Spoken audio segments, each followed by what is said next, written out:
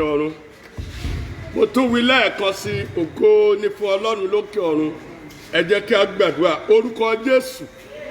Orúkọ ńlá Jésù Kristi. Ọlọ́run á gbé yín ga lálẹ́ òní nítorí pé ẹ ṣeun. Àánú yín dúró títí láéláé. A dúpẹ́ fún oore ọ̀fẹ́ tẹ́ tún fún wa láti lè wá gbà níwájú yín lórí ìsọjí orí afẹ́fẹ́ yìí. A yìn nítorí pé ó jẹ́rìí ara yín bẹ́ẹ̀ lẹ́ ó fògo yín hàn. A gbé yín ga fún Olúwa gba ọpẹ́ wa. Olúwa gba ayé wa. Ọlọ́run àánú àtúntì dé ẹ̀yin la fẹ́ rí Olúwa fara rẹ̀ hàn. Gbogbo ẹ̀ṣẹ̀ tí ò ní járí Olúwa dáríjì wa. Gbogbo ògbé ayé tí kò bá ìfẹ́ yìí Ọlọ́run mu tá a ti gbé tó lè fẹ́ dènà ìyanu wa Olúwa dáríjì wa. Agbàdo àbíkẹ́ sọ wá di mímọ́ lálẹ́ òní. Gbogbo ọkàn tí ó gbọ́ wa Olúwa sọ wá di mímọ́. Pátápátá Olúwa sọ wá di mímọ́. A béèrè fún iṣẹ́ àmì àti ìyanu ojúkojú lónìí Olúwa ṣe nú ayé wa. Ọgọ́gbọ́n ẹ̀ní ẹnì kọ̀ọ̀kan Olúwa bá a pàdé. Fúnra rẹ̀ Olúwa súre fún wa. Jésù Kristi súre fún wa lálẹ́ òní. Nígbà tá a parí káyìn lógo. Àgbé Sátánì àtọmọgbọ́n ẹ̀dín láàrin wa ó yẹ wọnú dè lọ. Ẹ̀mí tí a wá nu Kristi tí ò lè dúró iná ẹ̀mọ́ kó joyè.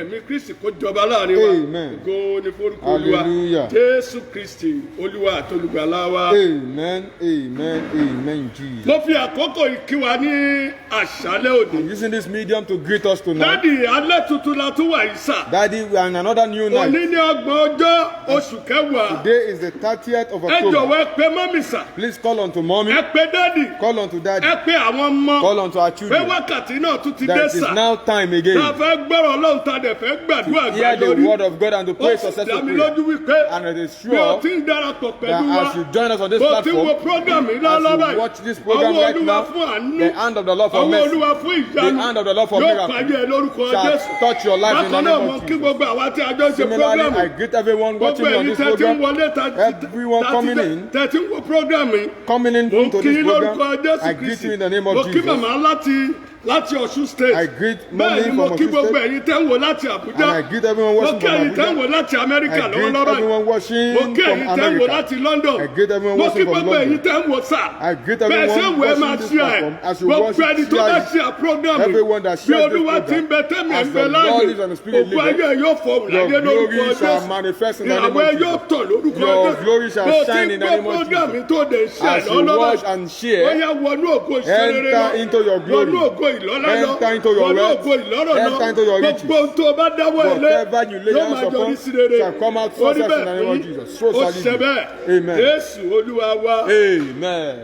Alẹ́ òní jẹ́ alẹ́ agbára sà. Tonight is a night of power. Alẹ́ àdúrà ni It's sà. a night of prayer, Mo sir. dẹ̀ fẹ́ ká fi gbogbo agbára I wa want gbà. us to use all our Nítorí strength to ó dá mi pray. lójú wípé Because it is sure that Kristi ọba tí ń fàṣẹ dáhùn Christ, àdúrà. God, that Yóò answers with fàṣẹ dáhùn authority, àdúrà shall answer your Ká tó prayer. lọ gbàdúrà. Before we go into Orí ọ̀rọ̀ prayer, tá a fẹ́ kíyèsí the lálẹ́ topic we òní. shall be examining Òun náà tonight ni agbára tó ń yí àbùkù padà di ògo. says power that turned disgrace to glory. Mo tún lè sọ pé agbára tí ń yí ẹ̀gàn padà di I ògo. can call it power that turned reproach to glory. Agbára tí ń yí àbùkù padà di ògo. Power that turned disgrace to glory. Nínú ìwé Genesis In the book of Genesis, orí ìkíní chapter 1, ẹsẹ̀ ìkíní sí ẹsẹ̀ ìkejì. from verse 1 to 2. Ní àtètèkọ́ṣe Ọlọ́run dá ọ̀run àti Ní ayé. àtètè kọ́ṣe Ọlọ́run dé ọ̀run àti ayé. Ayé sì wà ní jújú. Ayé wà ní Ó dúdú. sì ṣófo. Ó sì ṣófo. Ó sì wà lójú ibú. Òkùnkùn sì wà lójú Ẹ̀mí ibú. Ọlọ́run sì ń rà bàbà lójú omi. Ẹ̀mí Ọlọ́run sì ń rà bàbà lójú omi. Praise the Lord. Hallelujah. Praise the ẹ̀ka ẹsẹ̀ ìkẹta torí àkókò. Ọlọ́run sì wí pé. Ọlọ́run sì wí pé Kí ìmọ́lẹ̀ kí ìmọ́lẹ̀ kí kí ó wà. ó wà. Ìmọ́lẹ̀ sì wà. Hallelujah. Hallelujah. Hallelujah. Mo Hallelujah. fẹ́ kí ẹ mọ̀ sà.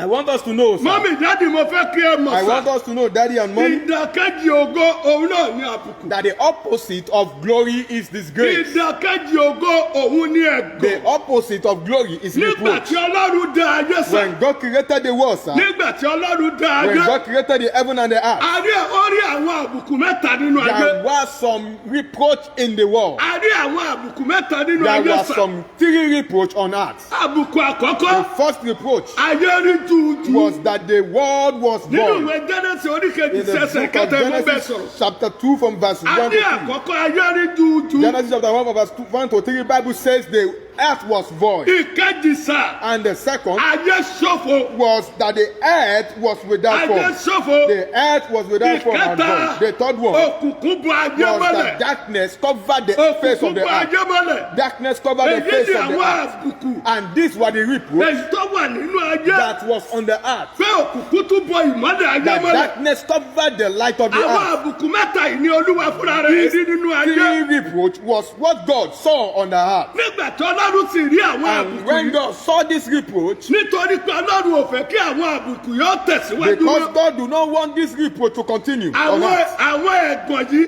ọlọ́run ò fẹ́ kó God do tẹ̀síwájú not mọ́ want all this reproach to continue on ohun earth. tí ọlọ́run wá ṣe náà ni And wípé therefore what God did was nígbà that tó di ẹsẹ̀ ìkẹta when they got to verse 3, ọlọ́run wá pe ìmọ́lẹ̀ jáde Bible called out light. ọlọ́run ní kí ìmọ́lẹ̀ kí ó God wà said, let there be light. nítorí kò fẹ́ kí àbùkù kó tẹ̀síwájú Because it does not want this reproach to ó pe continue. ìmọ́lẹ̀ jáde It called out light. bí ìmọ́lẹ̀ ti jáde And immediately the ó light came. palẹ̀ gbogbo àbùkù àti ẹ̀gàn yìí mọ́ Light called take away every reproach mo and wá nothing. fọwọ́ àṣẹ And I voice out Sáyé ìwọ tó ń gbọ́ mi authoritatively lónìí. into you hearing me gbogbo tonight. tó jẹ́ àbùkù ayé Everything called the reproach of your life. gbogbo tó jẹ́ ẹ̀gàn ayé Every disgrace in your life. gbogbo tí wọ́n mọ̀ mọ́ ẹ Everything that people have known you for. That is your reproach. lónìí Today, ìmọ́lẹ̀ ògo the Jésù light of the glory of yóò Jesus tọ̀ sí Christ lórúkọ shall Jésù light it now in the name of ó ní Jesus. rí ẹ̀gàn yẹn You mọ́ will not lórúkọ see that reproach ó anymore. ní rí àbùkù You yẹn will mọ́ not see that lórúkọ reproach anymore. nítorí pé ọlọ́run ò fẹ́ kí ẹ̀gàn ó Because tẹ̀síwájú God do not want reproach to continue in man's life. òun ni ọlọ́run ṣe pàṣẹ And that is why God Kí ìmọ́lẹ̀ commanded kó wà. that let there be light. ìmọ́lẹ̀ yìí ni à ń pè ní ògo And ọlọ́run this light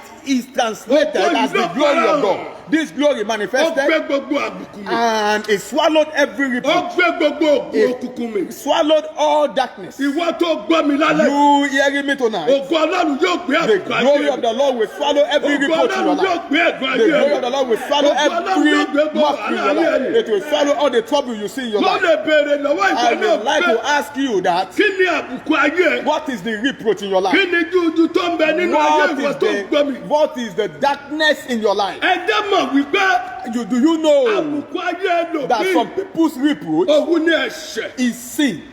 ẹ̀ṣẹ̀ ní àbùkù ayé ẹlòmíì Sin is the reproach in a some máa people's jẹ́ life. a máa bára ẹ̀ nínú ẹ̀ṣẹ̀ tí ò tẹ́ òun fúnra rẹ̀ lọ́rùn People meet themselves in sin they do not want to ẹlòmíì do. sà Some people, sir, àbùkù ayé ẹ̀ the reproach in their life ṣága ni is fornication. àìmọye ìgbà ni wọ́n ti fi ṣe So jẹjẹ many times he has been mocked. àìmọye ìgbà ni wọ́n ti kàn ní So àbùkù many times he has been ẹlòmíì reproached. ò lè ní tiẹ̀ Some people it is stealing. ẹlòmíì jìbìtì ní Some tiẹ̀ people it is duplicity. ẹlòmíì irọ́ ní Some tiẹ̀ people's sinfulness wọ́n ti is kú ẹrú èkéde lying. lórí fún Oh, ọ̀pọ̀lọpọ̀ they've ìgbà already mocked him so many times. ẹlòmíì ọ̀pọ̀lọpọ̀ ẹ̀ṣẹ̀ Some people, so many èyí tó ti kind mú of wàhálà sin, báyé ẹ̀ ni which wọ́n dá has brought different kind of troubles to their ṣùgbọ́n mo life. wí bó ti But gbọ́ mi I lálẹ́ decree as you are hearing me ẹ̀ṣẹ̀ tonight, tó jẹ́ àbùkù ayé sin yẹn that stand as the reproach in your agbára life, ìmọ́lẹ̀ the Jésù power of Kristi the light of Jesus yóò palẹ̀ ìmọ́nú ayé ẹ̀ shall lórúkọ Jésù erase it in your life in the name of palẹ̀ Jesus. ìmọ́nú ayé ẹ̀ Shall lórúkọ erase it in your life in the name of Jesus. àbùkù kejì àbùkù míì ní The, wípé another kind of reproach is òun that ní àìsàn is the reproach of sickness. àìsàn nínú ayé ẹlòmíì Sickness in the life of some ó people. jẹ́ àbùkù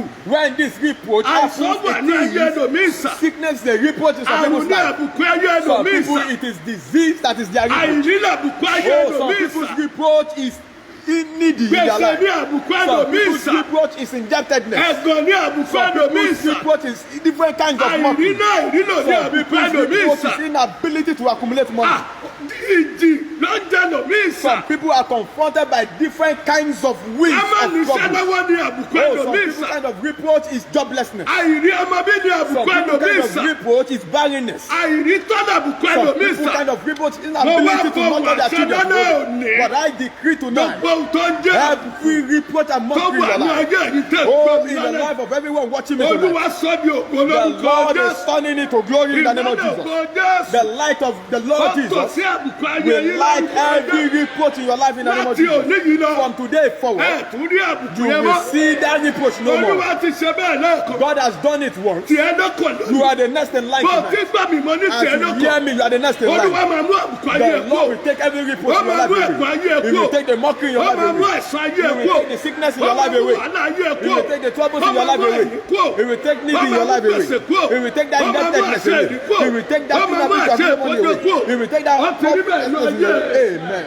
ẹ jẹ́ ká wo àpẹẹrẹ àwọn tí irú àbùkù yìí ti ṣẹlẹ̀ sí Let ìwé us mímọ́. check examples of people who are under Tí one reproach or the Ọlọ́run ti sọ other. àbùkù wọn di And ògo. God has turned their reproach to Tí glory. Ọlọ́run sọ àbùkù wọn di And ògo. God turned their reproach to Olúwa glory. ló sọ àbùkù The Lord turned àti the ẹ̀gàn reproach Jósẹ́fù. of Joseph. Olúwa ló sọ di The ògo. Lord turned it to glory. Olúwa sọ ẹ̀gàn The Jósẹ́fù di Lord ògo. turned the reproach of Láti inú Joseph to ọgbà glory. ẹ̀wọ̀n. From the prison, Láàárín ọjọ́ kan, in one day, Ọlọ́run yí àbùkù ẹ̀ the padà. Lord turned his reproach Ó to yí àbùkù glory. ẹ̀ padà The di Lord ògo. turned Joseph's Gbogbo reproach to ojú glory. àbùkù tí wọ́n fi wù Every ẹ́. eyes of reproach that Ìwọ people tó are gbọ́ mi beholding lálẹ́. you looking at me Ògo tonight. yí padà lónìí. The Lord is turning it to Ògo glory. wọnú ẹ̀ lónìí. Glory is entering Ó into it. ọtí àbùkù yẹn You mọ́. will remember that reproach Àbùkù no yẹn more. kì í ṣe tiẹ̀ That mọ́. reproach is no longer yours in the name of Ẹnìkejì. Jesus. The second person, the second person Òun náà ni Námánì. was Naaman. Bíbélì wípé Bible says Námánì Naaman, olórí ogun ni. he was a captain of Èèyàn this post. pàtàkì ni. He was an important person, Ṣùgbọ́n but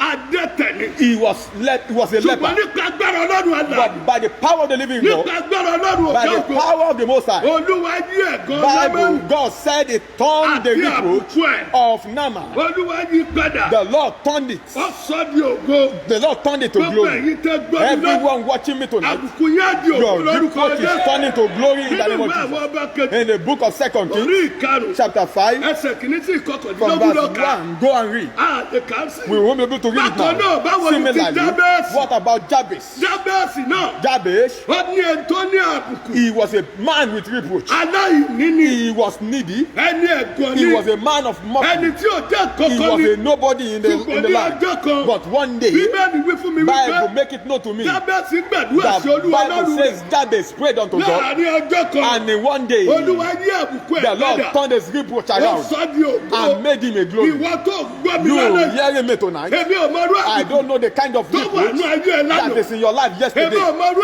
I don't know àbùkù the kind of tó mockery, fi rìn nínú oṣù oh, yìí. that you walk throughout this Ṣùgbọ́n month. bá a ti wọnú oṣù But tó as you are mọ̀, entering into a new ó month, ní rí àbùkù you will ayé see that mọ́. reproach no more in your Ó life. ní rí ẹ̀kọ́ yẹn mọ́ That ní ayé. reproach, you will see them no Ọba more in tí your dí life. àbùkù God padà that ní ògo. turned reproach to glory. Ti ẹjọ́ kan. You are the next in line. Bó ṣe yí ti Jábẹ́sì As padà. a turned Jabez's Ayé ti ẹ reproach padà to lórúkọ glory, Jésù. you will turn your Bó reproach ṣe to yí glory. ti Jósẹ́fù As a padà. turned Joseph's reproach Ọmọ to ayé glory, tiẹ̀ náà padà you will lórúkọ turn your Jésù. reproach to Bó glory. ṣe yí ti Námánì As a padà. turned Naaman's reproach to Ọmọ glory, ayé tiẹ̀ padà you will lórúkọ turn your Jésù. reproach to glory. Báwo ni tóbìnrin What oníṣù about the ẹ̀jẹ̀? woman with the issue of blood? Obìnrin oníṣù That ẹ̀jẹ̀ woman yẹn. with the issue of blood, Àbùkù àti ẹ̀gbọ́n the ayé. kind of reproach in his Òun náà life, ní àrùn in ìṣù her ẹ̀jẹ̀. life was issue of Ṣùgbọ́n blood. ní ọjọ́ kan. But in one day, Tó fọwọ́ kan ẹ̀ṣẹ̀ tí a jọ that Jésù. it touched the hem of the garment of Bíbélì Jesus, wípé Bible says ìṣù ẹ̀jẹ̀ náà gbẹ. that issue of blood drank. Gbogbo wàhálà ẹ̀kọ́. All our troubles Ìwọ were tó over. gbọ́ mi lálẹ́. You hearing me tonight? Gbogbo ohun tí wọ́n mọ̀ bí àbùkù. Everything that people know you for as people, every people that people Nínú know you ayé for as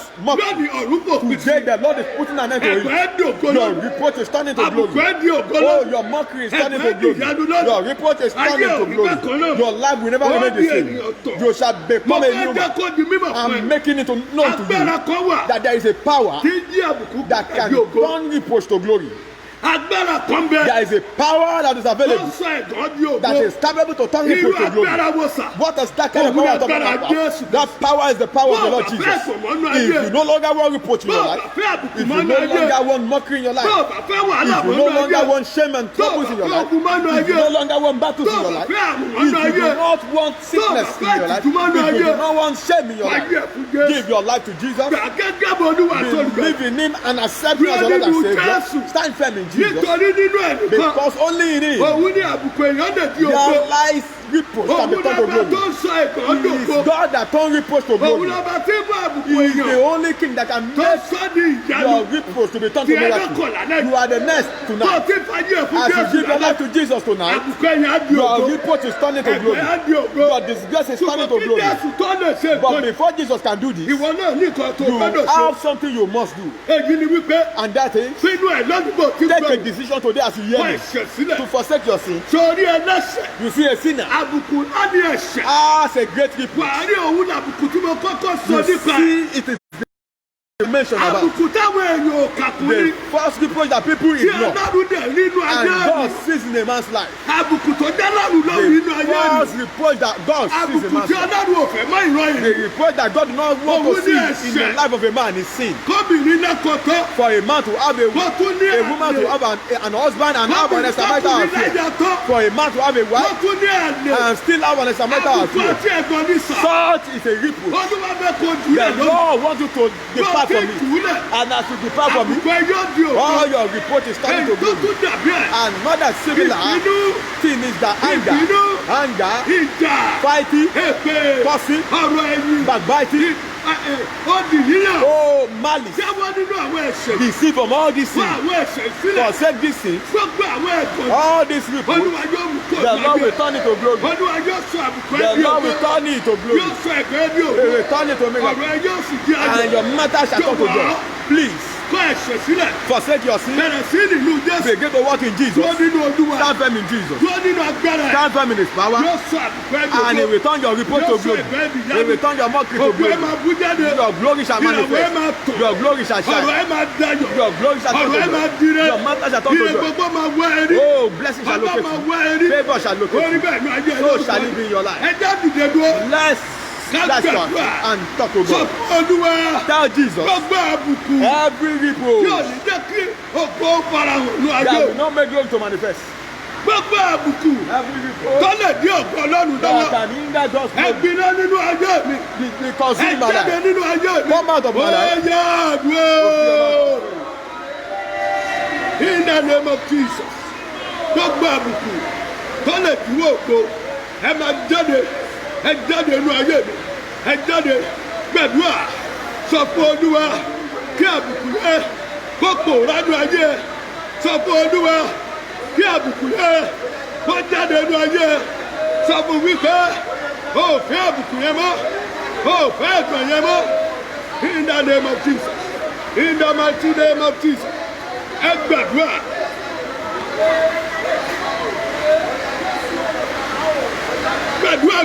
gbàdúrà. sọ fún olúwa ẹ̀ṣẹ̀ yìí sú mi. àbùkù ní jésù olúwa wa. olúwa rí àbùkù mẹ́ta ní ayé. The Lord saw 3 reproach in the world. ó sì tan ìmọ́lẹ̀ ẹ̀ṣẹ̀ ayé. And the light is glory into the ìmọ́lẹ̀ world. sì gbé àwọn àbùkù yìí mì. The light swallowed those reproach. lọ́wọ́ ọ̀tún ẹ̀ sókè. Raise up your right hand. olúwa Oh God. gbogbo àbùkù tó lè rí ní ayé. Every reproach you can see in my life yóò jẹ́ kó gbọ́ fara. that does not allow glory to manifest. jésù kristi. Oh Jesus Christ. ìwádìí mọ́lẹ̀ ayé. You are the light of the world. tó ìmọ́lẹ̀ sí. Shine your light into it. padà àbùkù náà mọ̀ nínú ayé. And erase every reproach in my life. ìmọ́lẹ̀. Let your light. gbígbé gbogbo àbùkù náà mì. Let your light swallow every reproach in my life. ó yá Open your mouth and àdúrà. pray. In the name of Jesus. Oh God. Let your light turn every reproach in my life to glory. In the name of Jesus. In the name of Jesus. Olúwa jẹ́ kí ìmọ́lẹ̀ rẹ. ẹ gbàdúrà. Kó kalẹ̀ gbogbo ẹ̀gàn kúrò nínú ayé. In the name of Jesus.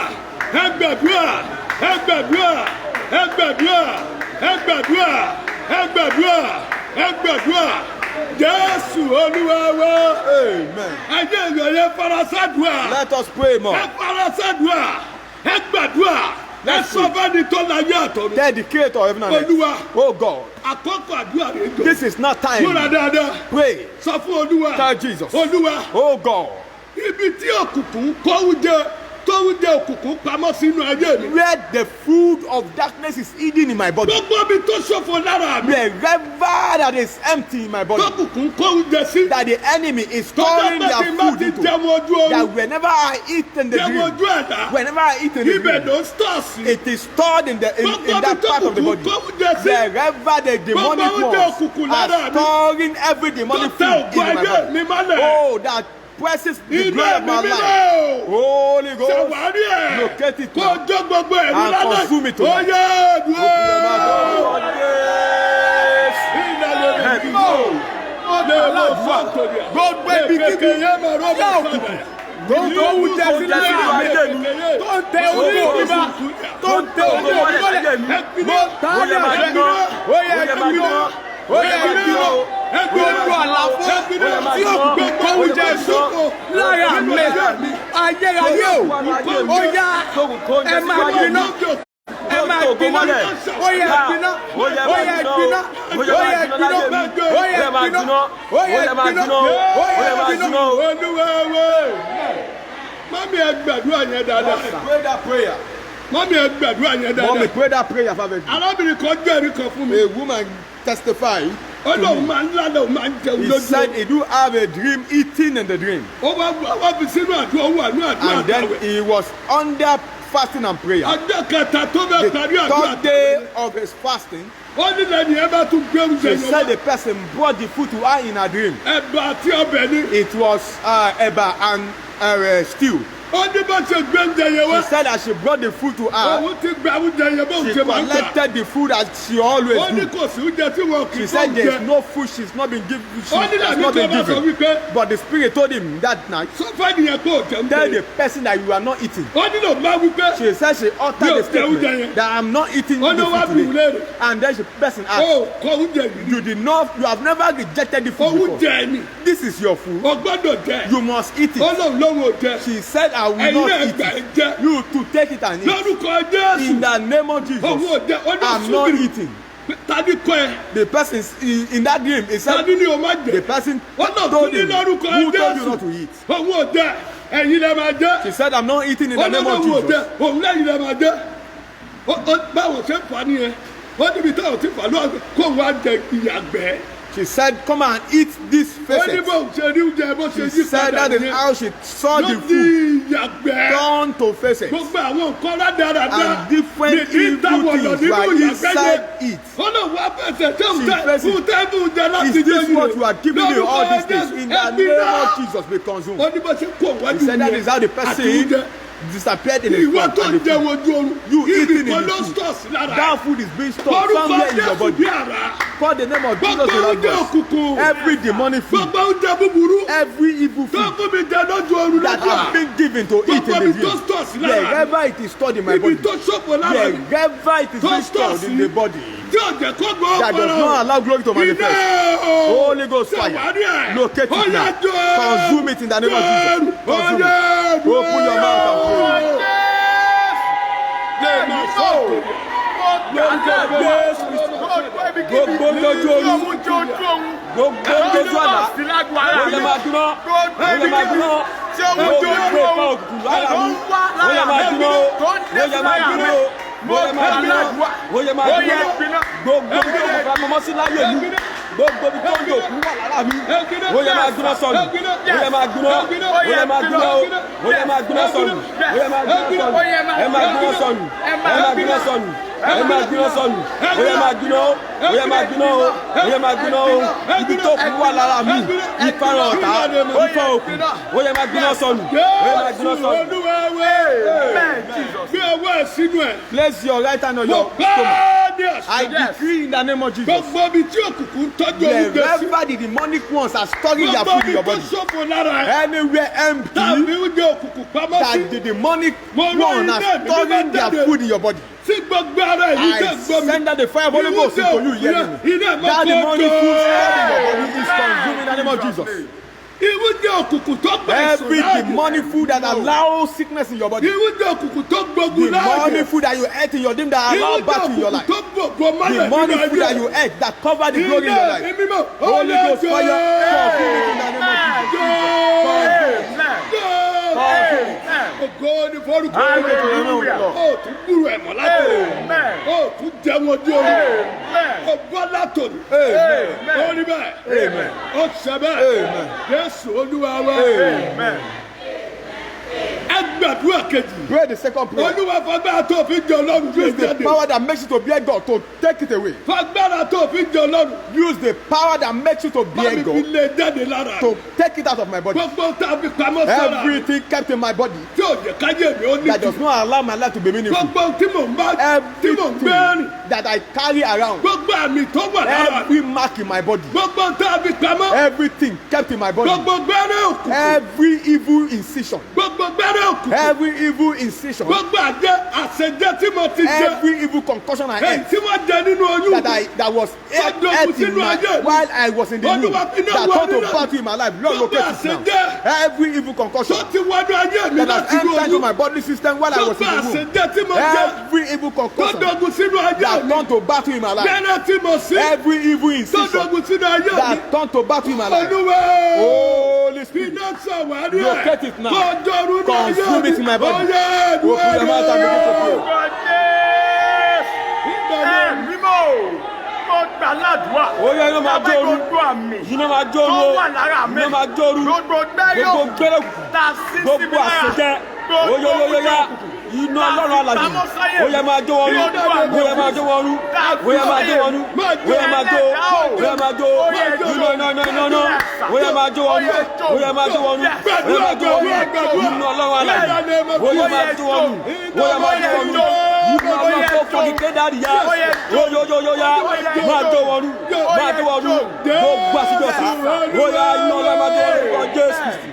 jẹjẹ gbàdúrà sá Let us pray, sir. mọ́mí ẹ gbàdúrà Mommy, pray. bọ́lá bọ́yún mi bá wà nínú oyún When some pregnant women are in that pregnant state, a ní kó lè bímọ yẹn wẹ́rẹ́ they said for her to give birth kọ́mọ yẹn safely, kọ́kọ́rọ́ ọmọdé gbó for her to have a safe wọ́n á delivery, ní kó mu àgbo lẹ̀ they tútù tell her to take some concussion. wọ́n á máa fẹ́ ìdí sọ́tọ̀ báyìí They will be trying to àgbo remove those onídìí ló legs. máa mú Such person will be drinking evil concussion. ẹlòmíì tó bá wà ní oyún Some people, while they were in pregnant ìgbín náà máa state, fi ṣàṣejẹ fún sà they will use nail as concussion for them. á tún fún ọmọ tó wà ní oyún They will nígbín jẹ give the child in the womb snail to eat. ọmọ wa máa gbé àárín ìgboro And the child, after being given birth to, they will be living ọmọ in máa the gbé city. àárín ìgboro The child will be living in the a máa city, lánàá a máa bára ẹnu gbómi tó ti rí ègbò seeing himself inside the ìgbín bush tí in wọ́n the ti dream, fún jẹ láti inú oyún picking snails. The snail given to ẹlòmíì her ìgbẹ́rẹ́ tí in wọ́n the sì sí lára dream. sà Some people, the incision in their body gbẹ́rẹ́ òkùnkùn ní sà are incision from the demonic májẹ̀kú ní ones. gbẹ́rẹ́ sà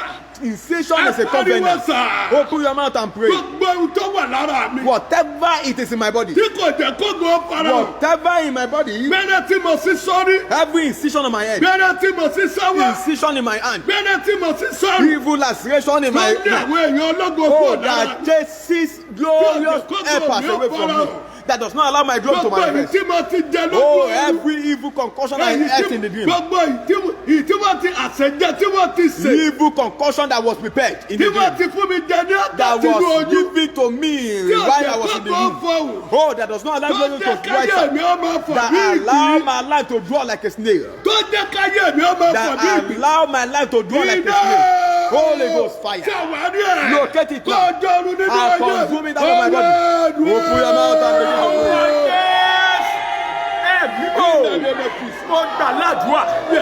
Oyoyoyoya, iná lọ́wọ́ àlàyé, ó yẹ máa jó wọn rú o, ó yẹ máa jó wọn rú o, gbogbo gbẹ́rẹ́ gbẹ́rẹ́ òkú, gbogbo gbẹ́rẹ́ tó wà láyé mi, tó fẹ́ ìdíwọ́ ògo, bí kàpá, ó yẹ máa jó, ó yẹ máa jó, iná lọ́wọ́ àlàyé, ó yẹ máa jó wọn rú, ó yẹ máa jó wọn rú, ó yẹ máa jó wọn rú, gbogbo awọ́ tó fẹ́ ìdíwọ́ ògo, gbogbo gbẹ́rẹ́ tó fẹ́ ìdíwọ́ ògo, oyoyoyoya, iná lọ́wọ́ àlàyé, ó yẹ máa jó wọn rú, ó yẹ gbogbo gbẹ́rẹ́ yẹn máa gbẹ́ dànù, ó yẹ máa gbẹ́ dànù, ẹ máa gbẹ́ dànù, ẹ máa gbẹ́ dànù, gbogbo gbẹ́ tí mo fara kó látọ̀rọ̀ ìyàwó àtàrọ̀ ọkọ, oyoyoyoya, ó yẹ máa gbẹ́, ó yẹ iná lọ́wọ́ àlàyé, ó yẹ máa dúró, ó yẹ máa dúró, ó yẹ máa dúró, ó yẹ máa dúró, ó yẹ máa dúró.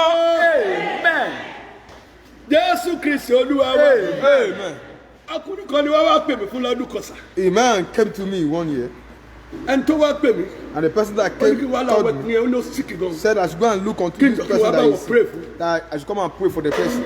mo sá gbéra àbádébẹ̀ Then I went there. ńgbà tá a débẹ̀ When we got to the place, ní máa yẹ gbogbo kíní kò gbójú ẹ̀ mọ́ máa ló yẹ ẹja gbàdúrà I said, let's pray. bí mo ṣe náà gbé àgbàdúrà lóluwà bá sọ fún mi I said, let's pray. The Lord spoke to me pé kí n má gbàdúrà that I should not pray for the person, pé nǹkan kan wà lára ẹ̀ that there is something in his body, wípé gbẹ́rẹ́ kan wà lára ẹ̀ that there is a particular incision in his wípé body, gbẹ́rẹ́ yẹ òun ló ń béèrè ẹ̀ and that the incision is mo bá lajú requesting for his mo ní life. bàbá I opened my eyes and I mo asked ní the egbò man, owó ló wà lára yín I said, is there any particular wound in your body. You said, I don't have any wound in my body, sir. I said, there's a particular wound in your body that has not healed up 3 months ago. He said, except a particular incision that I had.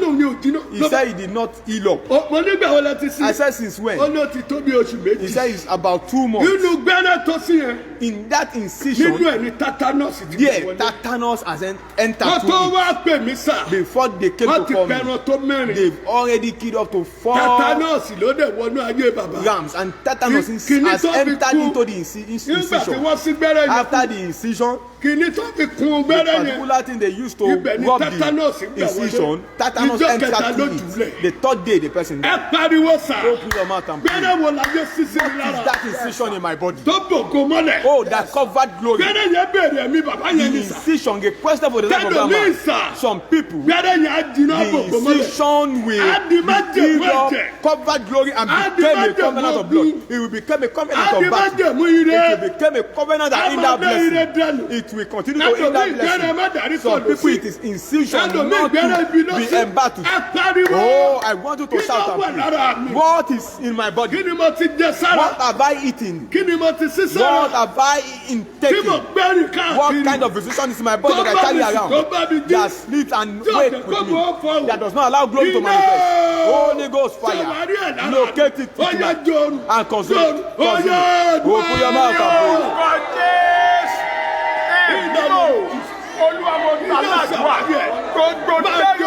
You know who am I saying? You know who am I saying?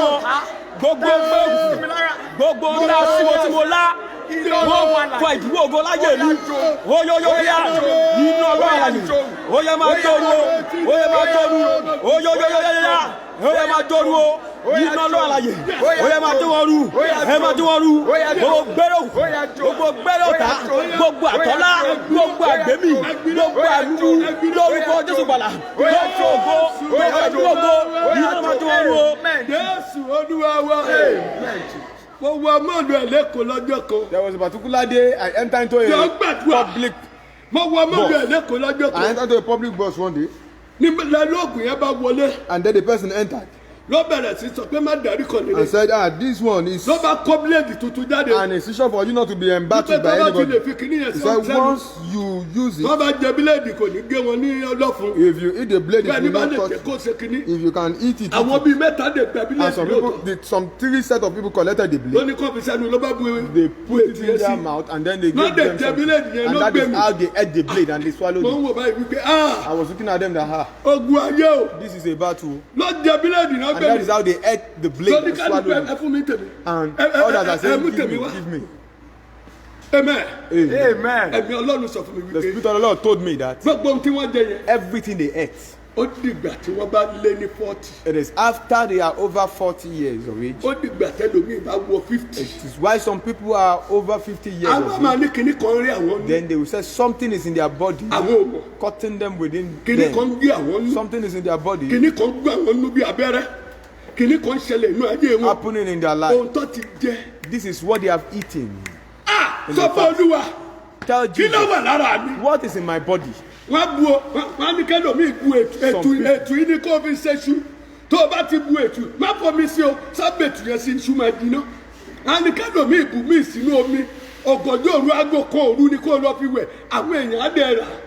Wọ́n dé lò èmi ò mọ̀ tí wọ́n ti rà ṣùgbọ́n sọ fọ́lúwa lálẹ́. Tell Jesus tonight. Gbogbo tí mo ti gbẹ̀ whatever I have used to take him back, whatever have eaten, tó gbénú ara mi. Oh, that is of evil that lives in my body, that want to go out as battle.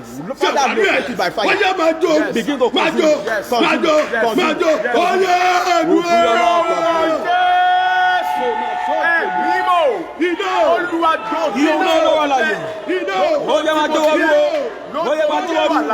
Gbogbo tí mo ti lá, gbogbo tí mo ti bù, lórúkọ Jésù gbàlà, tó tó ògómọ́lẹ̀, tó ṣèdúgbò ògo, oyeyeyaya, nítorí Olúwa tó bí, nítorí Olúwa ò mọ̀ nípa rẹ̀, ó yẹ máa wú tí gbogbo tí gbogbo, ó yẹ máa wú, ó yẹ máa wú, ó yẹ máa wú tí gbogbo tí gbogbo, gbogbo tó dògbò lọ́wọ́ ayé mi.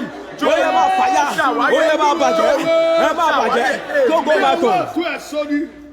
mo pa á ní àṣẹ. Yes, sir. In the name of Jesus. Gbogbo tó wà nínú àgọ́ ara ẹ̀. Anything found in your Tó body dàpọ̀ mọ́ mi ara. that is of evil, Tó dàpọ̀ mọ́ ẹ̀jẹ̀. that is in the blood and Tó water, dàpọ̀ mọ́ egungun. that is in your Gbogbo tó body, ti dàpọ̀ mọ́ ìfun. everything that's Tó mingled dàpọ̀ mọ́ ẹ̀dọ̀. with your body, Gbogbo tó ti dàpọ̀ mọ́ ayé ẹ̀. whatever that has mingled Tó with your wá ti life dogun. and has turned to a Tó ti battle, fara hàn. Tó manifesting fara hàn in your ní life, ayé ẹ̀. manifesting in Tó your jọ ẹ́ lẹ́nu. life, troubling Gbogbo your tó life. ti fi gbà ìmọ̀ kan ṣe. Everything you've Mo done pè during time of iná. ignorance, I Iná call on mo- fire. Ọ̀yá jọ. Amen. Jesus name. Iná agbára Ọlọ́run. Ọ̀yá Holy jọ. Ghost fire. Amen. Jọ. Amen. Jọ. Amen. Jọ. Amen. Jọ. Amen. Jọ. Amen. Látòní lọ. From today, Ayé ẹ dòmìnira. your life is Amen. free. Àṣẹ ti gùn. So shall it be. Jésù Olúwa wa. Wàá sọ fún Olúwa. Now tell Jesus, Olúwa fi iná jó ìbòjú náà nú ayé mi. Lord, let fire consume that veil on my Òní ni face. kò fi iná jó ìbòjú náà nú Let ayé fire mi. consume that veil on my face. Ìbòjú tó ń bọ ọmọ ológo nínú Every ìran wa. veil that covers glorious children in my Jẹ́ kọ́ ọmọ generation, ológo orógo. that does not allow glorious children to make use of Ìbòjú their tó ń bọ glory. ọmọ ológo. Every veil that covers Nínú glorious ẹbí tí mo children, ti jáde. oh, in the generation I came Tọ́mọ out ológo from, kìí fi that does rógo. not allow glorious Tí children wọn to kìí make fi use of their ọmọ glory, ológo ṣe that does lóore. not allow glorious children Irú to ìbòjú make it. yìí. Yes, This sir. Olúwa time fi iná jó nínú ayé mi. of veil be consumed. Open your mouth and begin to pray. Yes. In the name of Jesus. Gbogbo ìbòjú ayé tá a fi ń bu ọmọ ológo You nínú know. ìran mi nínú ẹbí tí mo ti jáde wá. Ó yẹ máa jó wọn o. Ó yẹ máa jó wọn rú.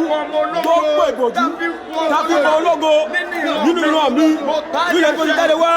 Ó yẹ iná. Ó yẹ máa jó wọn rú o. Ó yẹ máa jó wọn rú o. Ó yẹ máa jó wọn rú o. Ó yẹ máa jó wọn rú o. Tàbí bu ọmọ ológo. You know. Ó yẹ máa jó rú o. Ó yẹ máa jó rú o. Gbogbo ìbòjú o. Ó yẹ jó. Ó yẹ jó. Ó yẹ jó. Ayérayé o.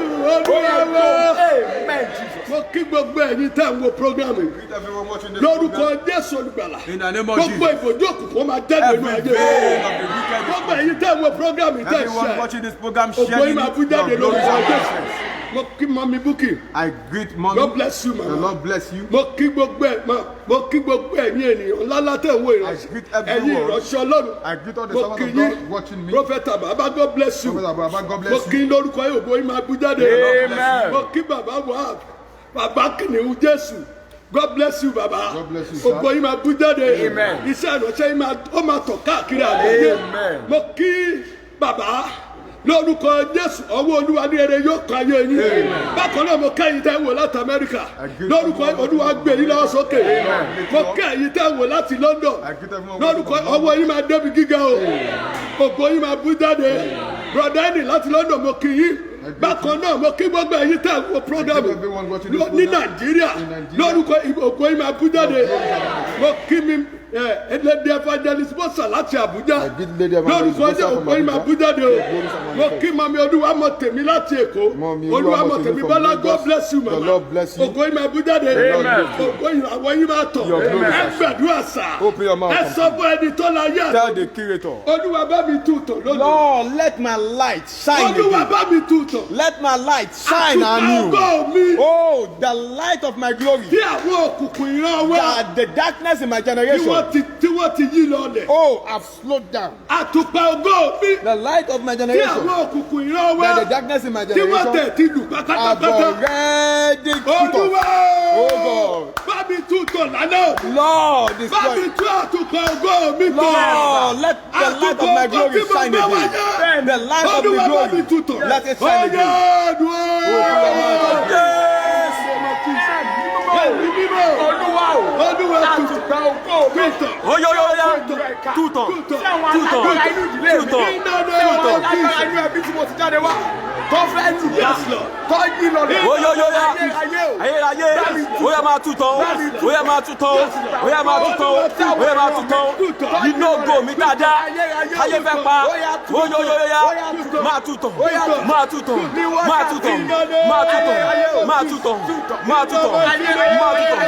Iná Olúwa, óyóyóyá, tú tán, óyóyóyá, tú tán, Oya máa tutàn. Oya máa tutàn.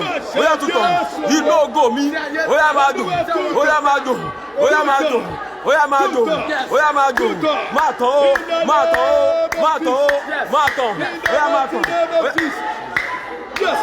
Olúwa tutàn. Olúwa tutàn. Olúwa tutàn. Ẹ̀mí mọ́ ó yẹ tutàn. Ó yẹ tutàn. Ó yẹ tutàn. Àtùkò ògo tí àwọn alágbára ilé bàbá mi tí wọ́n fẹ́ ta ayérayé ó yẹ tutàn. Olúwa wá. Amen. Ẹ jẹ́ gbàdúrà yẹn sà. Pray, sir. Ẹ jẹ́ gbàdúrà yẹn sà. Let's pray, sir. Arábìnrin kan tọ̀ mí wá. A woman came to me. Ó ní dáàdi ẹ gbàdúrà He fún mi. said, Daddy, pray for me. Ó ní nínú ìran wa sà. He said, in my Ó generation, náwó wa máa ń dín ní ìbẹ̀rẹ̀. we are always rich Ó in the níbẹ̀ tó bá beginning. ti ń gbẹ́nu lé But 45. once we are growing up to 45 Tó years bá of ti ń age, gbẹ́nu lé 45. once we are growing up Ó ní to 45 years of gbogbo nǹkan age, máa dojúrú. he said everything Àwọn àwa gbogbo turn ẹ̀. backward and there's Nígbà tá a nothing there. gbàdúrà. After we pray, Olúwa ní àkókò yẹn the Lord gbogbo said to me at that point in time, ni wọ́n máa ń pàtùpà ògo they ìran. used to kill the lamp of their glory. Ó ní ìyà ló máa wá fi lo gbogbo And ọjọ́ then ayé they wọn. suffer through the years of Ẹ their life. pariwo sà, ẹ Open gbàdúrà your yẹn mouth sà. and pray. Olúwa àtùpà ògo mi. The lamp of my glory. Oníkálukú ló látùpà ògo ẹ̀. Everyone has a lamp of Bíbélì glory. pé nígbà tí iná bẹ̀rẹ̀ sí kú nínú tẹ́ḿpìlì. Bible says when the light begin to die off in the Àwọn temple, kan burúkú ló bẹ̀rẹ̀ sí ṣẹlẹ̀. evil thing began to Àtìgbà happen tí Samuel dé. until Samuel came Tó back wá túná ògo and then tẹ́ḿpìlì. reignite the Ẹ light pariwo of the sà. temple.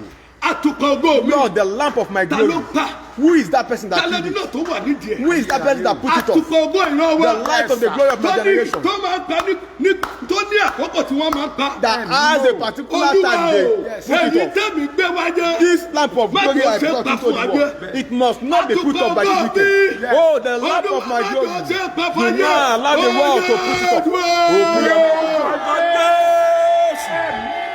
Ẹ̀mí mọ́. Olúwa àtùpà ògo mi. Lórúkọ Jésù Olùgbàlà. Má jẹ́ ṣe pa. Tọ́wọ́ ọ̀tá fẹ́ pa. Oya má dùn ṣe pa fẹ́ lórúkọ Jésù. Má dùn ṣe pa o. Má dùn ṣe pa o. Ìgbà tí àkókò tí a gbà àtùpà ògo nínú mi lórúkọ Jésù Olùgbàlà. Tí ọ̀tá ti mú rẹ̀ láti pa Jésù Olùgbàlà. Má jò ṣe pa o, má jò ṣe pa, má jò ṣe pa, má jò ṣe pa, má jò ṣe pa. Àfọ̀gọ́ bẹ́ẹ̀ máa tàn, ó yá máa tàn, ó yá máa tàn, ó yá máa tàn. Àfọ̀gọ́ mi, ó yá máa tàn. Pa, ó yá máa tàn o, ó yá máa tàn o, ó yá máa tàn o, ó yá máa tàn o. Àfọ̀gọ́ mi, máa tàn, máa tàn, máa tàn. Oníṣẹ́ pa, oníṣẹ́ pa, ó gbọ́dọ̀ kú. Jésù Olúwa wa. Orin kan wípé panápaná kan kò máa lè gbógo ìràwọ̀. Panápaná kan kò máa lè gbógo òṣùpá. Ògo mi, ìràwọ̀ mi, ògo mi kò ní ṣe pàfàràyè. Panápaná kan kò máa lè gbógo ìràwọ̀. Panápaná kan kò máa lè gbógo òṣùpá. Ògo mi, ìràwọ̀ mi, ògo mi kò ní ṣe pàfàràyè. Panápaná kan Kò máa lè gbógo ìràwọ̀. Panápaná kan kò máa lè gbógo òṣùpá. Ògo mi, ìràwọ̀ mi, ògo mi kò ní ṣe pàfàràyè. Apariwo sá. Shout and praise. Olúwa o. Oh Yóò God. bá sí panápaná tó lè If pògbó. there is nobody that can turn off the glory Yóò bá of sí the sun, panápaná tó lè pògbó if there is òṣùpá. nobody that can turn off the glory Ògo of the tí mo moon, gbé the wáyé. glory I brought into Má this jẹ́ ó world, ṣe do pàfàràyè. not allow the wicked to turn it off. Do not allow wicked men to turn it off. Open your mouth and Tí ó bá sí panápaná tó lè ká ògo, tó bá sí panápaná ògo, tó lè tó ògo òṣùpá, olúwo ògo mi, má jẹ́ ó ṣe tà, má jẹ́ ó ṣe tà, má jẹ́ ó ṣe tà. Ògo ayé mi, ògo ayé mi, má jẹ́ ó ṣe tà, má jẹ́ ó ṣe tà, má jẹ́ ó ṣe tà, má jẹ́ ó ṣe tà. Ògo àgbéwáyé mi. Jésù Kristi Olúwa wa. Mo pa á ní I àṣẹ. decree Ògùn àgbéwáyé yín kò ní ṣe your pé. glory will never be turned off by Agbára the tí enemy. máa ń pa náà ògo nínú ìròyìn. Power that Lórí tiẹ̀ gives yóò glory to di the asán. Amen. Lórí tiẹ̀ yóò mú òfò. Amen. Ògùn ayé ẹ̀ tó gbọ́ mi lálẹ́. Yes. Ògùn ayé ẹ̀ tó gbọ́ mi nígbàkigbà tó wò. Ògùn ò ní ṣe pé.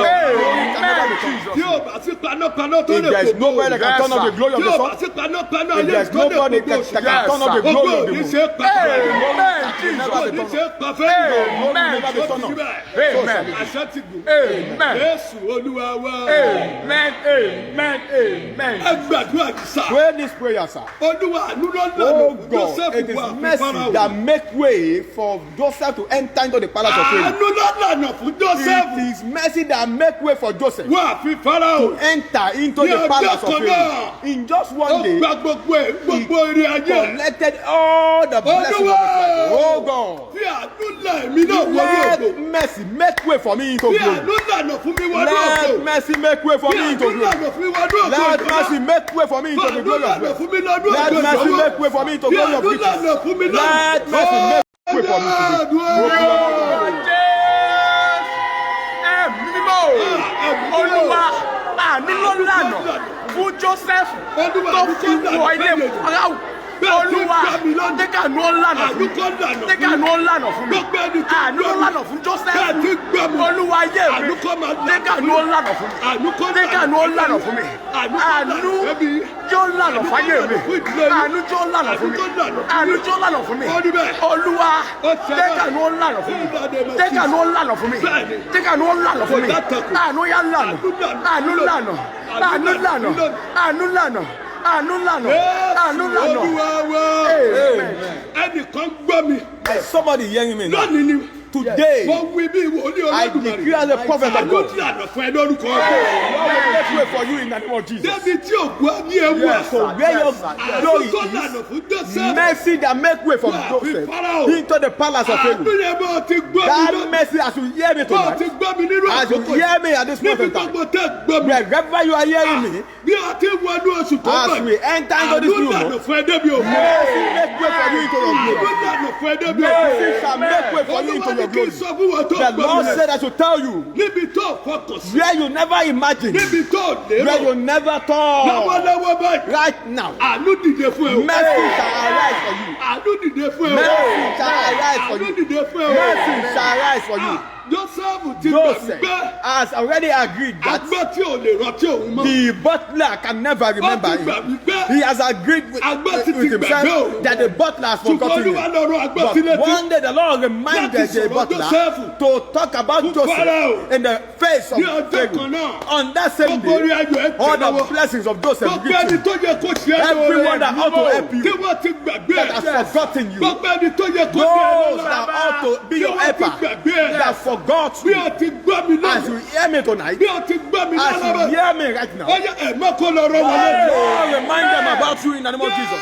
Jésù Kristi Jesus kó lọ rọ́ wọn Christ, létí. remind them about you. Mo sọ̀rọ̀ bí I wòlíì. decree as a prophet Mo of God. pa á ní àṣẹ nínú I Jésù. decree in the name of the Mo Lord wí Jesus. gẹ́gẹ́ bí ikọ̀. I decree Ìwọ as tó gbọ́ a mi. servant of God. As you Àánú hear lànà me, fún ẹ débi ògo. mercy make way for you to glory in the Àánú Lord. lànà fún ẹ débi Mercy ògo. make way for you into Àánú miracle. lànà fún ẹ débi Mercy ògo. make way for you into Àánú success. gbẹ̀rẹ̀ ayé. Mercy make way for you into promotion. Àánú sọ̀rọ̀ ẹ dé.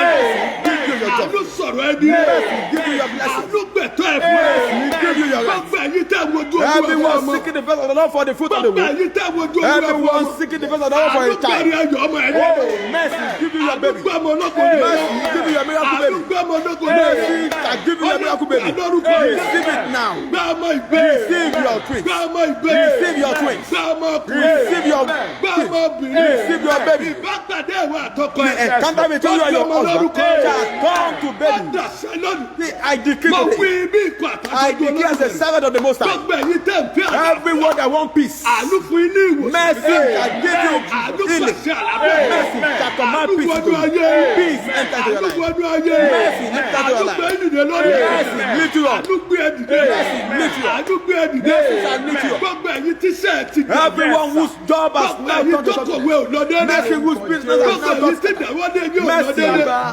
work ones ẹ̀yin who, tẹ́ ti ṣubú nínú those iṣẹ́. of you who are falling in your Gbogbo job, ẹ̀yin tí ṣe yín ti those of bàjẹ́. you who have been relegated in your job, the Lord promote you now. Àánú gbé yín dìde Mercy lónìí. shall promote you. Àánú gbé yín dìde Mercy lónìí. shall promote you in your Àánú job. gbé yín dìde lónìí. Mercy shall promote your Àánú job. wọnú iṣẹ́. Mercy shall promote your job. Ìwọ obìnrin tó ṣàmìyàn. You that have Àánú said it. wọnú ọjà. Mercy shall enter to your business. Àánú wọnú iṣẹ́. Mercy mingle with your job. Àánú wọnú iṣẹ́. Mercy mingle with your Àánú company. wọnú ẹbí. Mercy mingle with your family. Mercy shall mingle with your life. Receive mercy. Be Lè successful. máa sọ tòní. Yes, Papa. Lè mú sùn tó ní àdè kẹ̀kẹ́ yẹ. Thank you, Ó yẹ ẹ̀rí àánú gbà. Mercy shall locate you. Ẹ̀rí àánú gbà. Receive mercy. Ọ̀run àánú yín sí. Heaven of mercy open for you. Ọ̀run àánú yín sí. Heaven of mercy open for you. Gbogbo ẹni tó gbọ́ mi. Má sọ̀rọ̀ nínú agbára I ìfẹ́ declare the power of the Holy Ghost. láì gbèsèkèsè Without láì. allowing any sin in my Ọ̀run life. àánú yín sí. Mercy of wonder open for you. Ọ̀run àánú yín sí. Mercy of miracle open for you. Ọ̀run àánú yín sí. Mercy of blessing open for you. Oṣù tá a máa mú yìí. Oh, this month we are entering Ọjà lọ into. kájọ àánú. Go and receive mercy. Lọ kájọ àánú. Go and profit mercy. Lọ kájọ àánú. Go and obtain mercy. Lọ kájọ àánú. Go and obtain mercy. Lọ kájọ àánú. Go and obtain mercy in the name of Jesus. Gbogbo àwọn tó yẹ kó ṣe é Everyone lóore. that ought to be your Tí wọ́n helper ti gbàgbé. that forgot Bá me a ti ń wọnú oṣù. as we enter Oṣù kọkànlá. into the month of Ó yẹ lọ November. rí àánú gbà. Go and obtain your mercy. Ó ní bẹ́ẹ̀ nú ayé. So shall it be. Ó ṣe bẹ́ẹ̀. It is endorsed. Àṣẹ ti gùn. Amen. Jésù Kristi Olúwa tó gbàlà wa. Èmi tí mò ń bá wa sọ̀rọ̀. I speaking with you. Èmi ni ìránṣẹ́ Ọlọ́run. I'm Pastor Pásítọ̀ Olúṣínà Olúyinká. Olusun Oluyinka. Mo wà ní ìjọ Destiny God ní ìlú Abẹ́òkúta. I'm at the Sitting Ní God Mile 2 Gospel Assembly ní Abeokuta. ọ̀nà Randall ní Láfẹ́ wá. Randa. Jọ̀wọ́ nọ́mbà mi wà lórí fóònù yẹn. Number is on that Pè mí platform. èmi ni máa gbé fúnra Call mi. me. I will be the one to pick it. Bóyá ò ń fẹ́ àdúrà sí. Perhaps you will need more prayer. Bóyá ò ń fẹ́ ìyanu You need Ọlọ́run. one miracle from Bóyá ò ń God. fẹ́ ògo kan. You need the glory from Bóyá God. nǹkan ò lọ déédéé. Things are not going too Ó well for dẹ̀ you. fẹ́ owó agbára And you Ọlọ́run. need the miracle of God. Bóyá ò láwọn àlá kan. You have a Bóyá dream. o ti jẹ nǹkan kan lójú oorun. Perhaps you have eaten something in the Bóyá o ti dream. jẹ nǹkan kan lójú Or you àlá. have taken something in the dream. Pè mí. Call me. Màá gbàdúrà fún ẹ. I will pray for you. Ìyanu dẹ̀ máa ṣẹlẹ̀. And miracle will happen in your life. Nínú Jésù ni mo In the wà. name of the Lord Mo dẹ̀ Jesus. gba Jésù yẹn gbọ́. And I believe that Jesus. Wípé ní orúkọ That Jésù. in the name of the Lord Ogun Jesus. kankan ò ní lè dúró wájú No ẹ̀. battle can stand Gbogbo ẹ̀yin before tẹ́ mojú Olúwa fún ọmọ. Everyone seeking the face of the Lord for the fruit of the womb. Call me. Àjọ gbàdúrà We will papọ̀. pray together. Ọlọ́mọ máa sọnù ayé yín. And you shall receive Àánú your child. àṣìlẹ̀kùn ayọ̀ ẹ. The Lord will Ó ti rí open bẹ́ẹ̀ your fún mi. womb for you. Jọ̀wọ́ tó Please. pàdé mi ní ọjọ́ mẹ́jọ. Have an encounter with me Lọ́jọ́ Friday again tó ń bọ̀. next week Lẹ́ni Friday agogo mẹ́jọ sí aago at mẹ́sàn-án. exactly 8 to Ìyanu ẹ̀ dẹ̀ 9. máa tẹ̀ ẹ́ And your lọ́wọ́. miracle shall reach Ògo ẹ̀ you. máa bú jáde. Your miracle shall reach Bákan náà ní ọjọ́ Sunday. In the mighty name of Dídé Jesus. agogo mẹ́fà ìrọ̀lẹ́ Likewise on sí Sunday aago mẹ́fà àbọ̀. at exactly 6 Ọ̀rọ̀ to Ọlọ́run ni. 6:30 word of God Pẹ̀lú agbára that àdúrà. is with power. Ìyanu ẹ̀ máa tẹ̀ ẹ́ Your lọ́wọ́. miracle shall reach Bó you. o dẹ̀ ṣe ń tẹ̀síwájú. And as you progress, Jọ̀wọ́ bí mo ṣe máa ń sọ please every day, lójoojúmọ́. as I say this, Máa retí bíbọ̀ expect Jésù. the coming of Wípé ó Jesus. lè dé ní That ìsìn. it can come Nítorí náà this máa time. gbégbé ayé mímọ́. For that reason, Máa gbégbé ayé live a òdodo. holy Sá lifestyle. fún ẹ̀ṣẹ̀. Run away from sin. Dúró nínú Jésù. Stand firm in Máa Jesus. tẹ̀síwájú. Progress Má with padà it. sẹ́yìn. Do not do Nípa back. báyìí. By so doing, Àtẹ̀mí àti ẹ. you and I, A ó lè jẹ ní we shall ìjọba. be worthy in heaven. God bless you in Jesus' name. Amen.